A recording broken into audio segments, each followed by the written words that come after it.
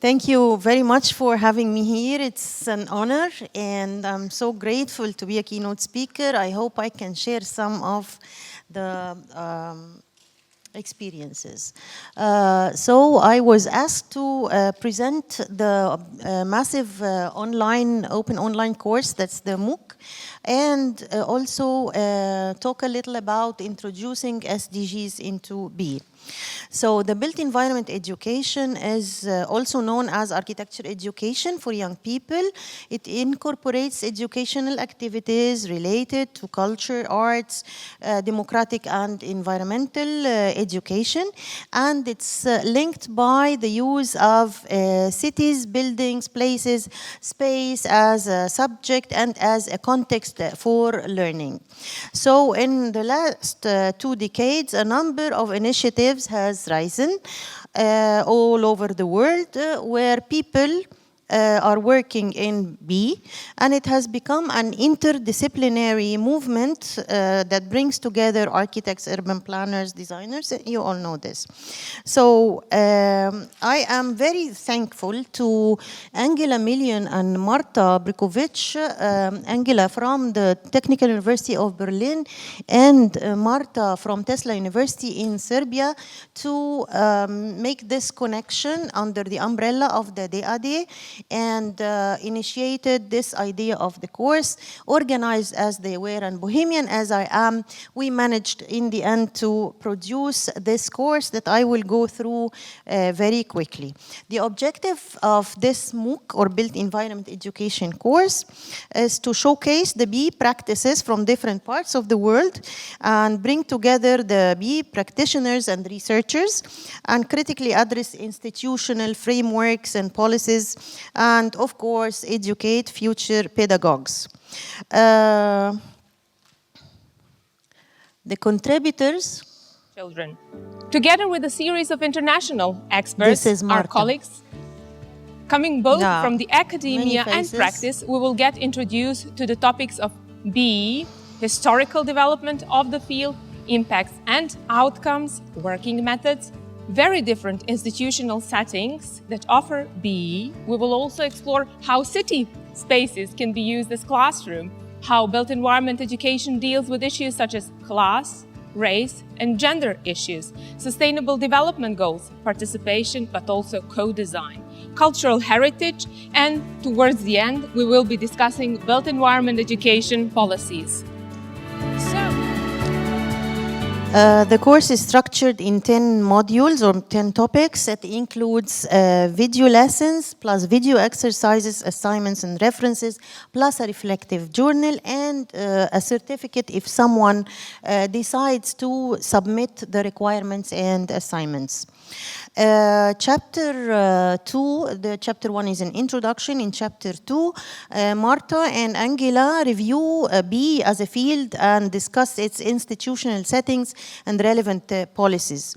In chapter 3, the educational practices and characteristics are discussed in a dialogical session between Angela and Professor Tom Cullen. And then Angela comes to summarize some methods that are followed in B practices here and there, and then she or we together with Marta and Angela talk about how to contextualize places, spaces, institutions, and even streets and parks to be open classrooms for the built environment education. Then there is this city as an open textbook where learners are immersed in real life experiences and scenarios, addressing the critical relationship between space and pedagogy. Then there is a lesson about the demography, the socioeconomic status, the developmental needs, considering class, race, gender variables. Then we move to the essence of sustainable thinking, and well-being and improved quality of life as a mindset and as a lifestyle, introducing the UN SDGs. And then we moved to linking built environment education to participation in planning and design by the children. And Angela discusses the roles and the mechanisms of doing so, providing empirical-based arguments. The next chapters defines cultural heritage and stresses the importance of preserving the role of an architect in the safeguarding of the human civilizations, and it shows the what, why, and how of planting cultural identity as a core value in B.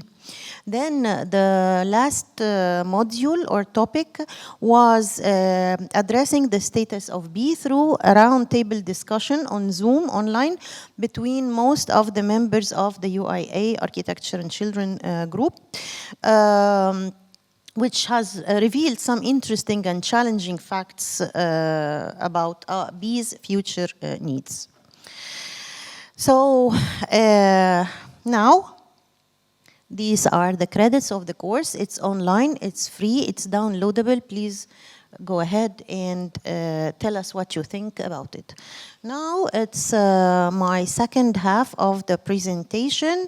I will be moving to showcase a few hints on introducing SDGs through inducing or infusing sustainable thinking in the minds and sentiments of the young ones. I have a disclaimer. These all are personal and practical experiences that need to be long-term research and evaluated, hopefully. So sustainable thinking implies planting everyday concepts and practices that create a long time or lifelong learning shift in the minds of the young ones within or together with their families and communities. So our job is to develop effective sustainable habits, everyday habits. So it's a mindset creation or a lifestyle, as I mentioned. We always start with the 3 R's plus U as a simplest and most effective and most understandable manner. We create stories from about the daily behaviors and routines, and we link directly to the goals. Since 10 years ago, the UN 17 SDGs goals were announced, and they were a challenge for me how to introduce them. So I put them in several elective courses in the undergraduate courses I teach at the university with the aim of achieving a better quality of life and thus happiness for some underprivileged communities because my only tool and personnel were still and still are my students of architecture. So they should go hand in hand with the children. So the start was those university courses, like including human factors, environmental behavior, participatory design, build, or some urban interventions, where children are the key players and the students of architecture are the facilitators. Then in 2018 and successively, the UN, together with the UIA, produced 2 volumes exemplifying how architecture responds to each goal, and those were a great help. So online, you will also find several tools and kits that are very effective. So you get them all and see how you will use them in your modules. They are very flexible. Working with children, the starting point is always the memories, the stories of how our grandparents applied more sustainable approaches to their all walks of life that were just logical, made use of resources efficiently. My hidden curriculum is always that all the goals are related in intertwined and interlinked or tangled, if I may say, with the everyday life practices. And it's my belief that the SDG 11, that is Sustainable Cities and Communities, is always the umbrella for the rest of the goals. So taking baby steps, logically judging everyday health issues, eating, home and nearby environmental practices with the children, tackle like 5 goals in the first 3 hours. So terms are identified, concepts are discussed, examples are verbally corrected, and the products are either mind maps, collage, photo puzzles.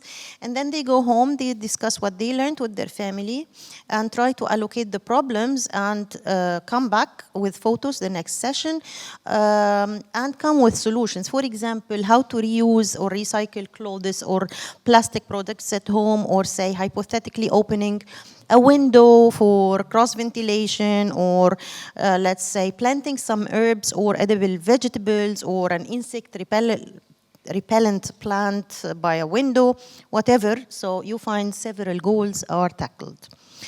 We also create stories and situations and problems, like in this case, this was a 2 days climate action awareness campaign, where discussions of the impact of built environment design on controlling and managing the climate change has led to this street graffiti by a large number of high schoolers.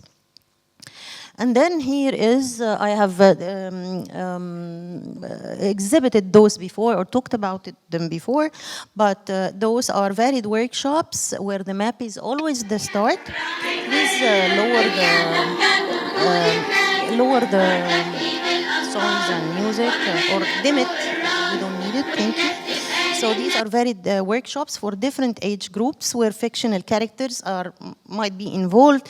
Stories and topics from different regions and subcultures touch base with several goals: water, food, air vegetation, gender, health, climate, life underwater, waste management, inclusivity, human rights, democracy, partnership. Everything is tackled without mentioning the names of the UN 17 SDGs. And we have this outcome of the first mention of the, I don't know how to play, but maybe you can, the next one would be this. Yeah, this is another activity, and this is our first special mention in the Golden Cubes Awards of 2017. A pop-up book that discusses sustainable thinking related to the indigenous and vernacular building culture.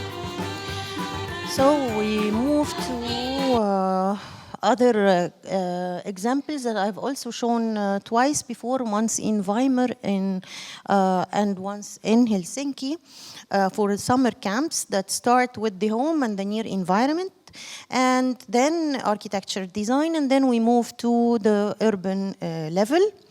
The first camp products are like flyers and posters, working with the 3 R's plus U, with many biophilic approaches to enhance the home design utilizing renewable and clean energy. And then the second camp, the products are architectural models, just like any other architectural school design process. We also developed an architecture design game that has won a special mention in one of the Golden Cubes Awards in 2020. And then moving to the urban scale, as you see, following the same factual news and fictional stories, we tackle tourism, heritage, life underwater, cultural identity, job opportunities, transportation, pollution, parking, and many others. And you see the kids really finding solutions to actual real-life problems from their neighborhoods, and in Alexandria in this case. And we rely on John Zeisel, Kevin Lynch, Young Gale, and Gary Moore's theories, urban theories. Then I am showing you here a case of an interactive school project that has won the Golden Cubes Awards in 2020, where the architects collaborated with the entire school community in one of the most remote and poorest schools, that is underprivileged of course, in a participatory process following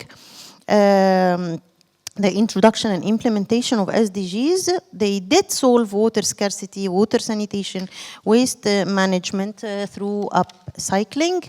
They did a design and build edutainment outdoor classrooms covering a large numbers of SDGs. And there is another project about audiovisual media that has also won the 23 Golden Cubes Awards.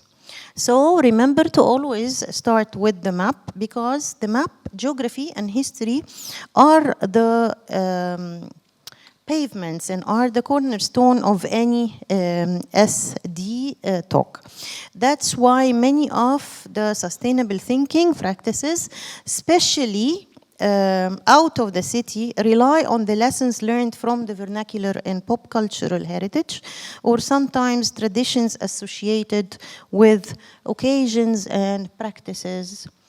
For example, in this exercise, we do patterns, we do many things that is related to a religious festivity. In this example, I would like to also highlight how the high schoolers who attend the training of trainers introducing SDGs, which became my specialty now, are the pillars of many bee practices, like in this summer camp in Hassan Fathi's village, far, far away from the city of Luxor to the south of Egypt. We start by reading the place, mapping, hands-on the techniques, the building techniques that match with the culture, the programming of the houses, the allocation, and until we reach the point that they actually bake their bricks, their green bricks, and do a programming and a design, participatory design exercise, scale 1 to 20.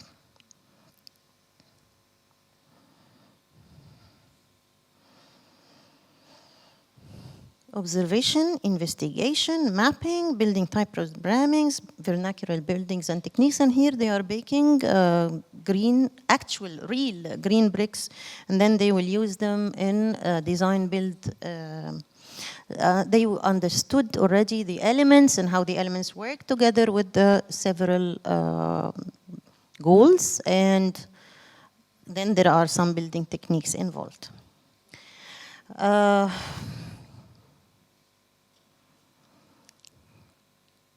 This is one example from my last year's summer camp at the university, which was primarily a research-based, a theoretical research-based, then an actual empirical evaluation of the goals covered by the university campus. It was conducted.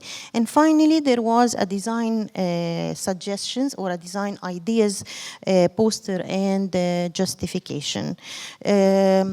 Jury is always and forever the education pedagogic body of the institution I go to, plus the family, so the word of mouth is transmitted.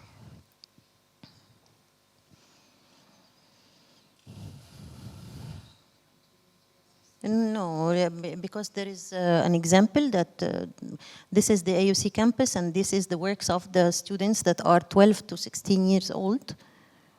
And then there is a poster, but I didn't include the poster. I couldn't find it quickly. So they choose a building type, and they choose the location, and they justify it. Now I come to the discussion, and those are my added values that I would like to point or to hint about. Maybe we can conclude from it an action plan to introducing the SDGs through built environment education. The first is to shift the mindset through implanting personal habits and attitudes that are transmitted from the kids to their families that also develop social and emotional intelligence. The second is to create stories and riddles and songs that the goals and sub-goals introduced to create opportunities for related activities. And this can also be inspired by school subjects in the different academic school years, but with actual and real hands-on, with some action research and some design build whatever. And then we deal with the whatever activities we do as a melting pot, just like any design architectural practice in any design studio. However, we engage the family and the community in a real life hands-on, either a design build or an urban intervention. And the fourth layer is the outcomes, that we have products and we have ideas and methods, which proves that the training of trainers, the high schoolers and the students of architecture, when they are involved, they help create education, the architectural B education better than we as middle-aged people, and especially when B is taken out of the school and university campus. In teaching, they will learn, and in learning, they will teach. So the experiences also reveal that for Gen Z and Gen Alpha, the storytelling, the gaming, solving riddles, role-playing, simulation help better in the education today. My conclusion would assert that introducing SDGs through Bs is always fun, human, engaging, open, liberal, intellectual, and very, very intimate. And it is valuable, powerful, and very creative. Thank you.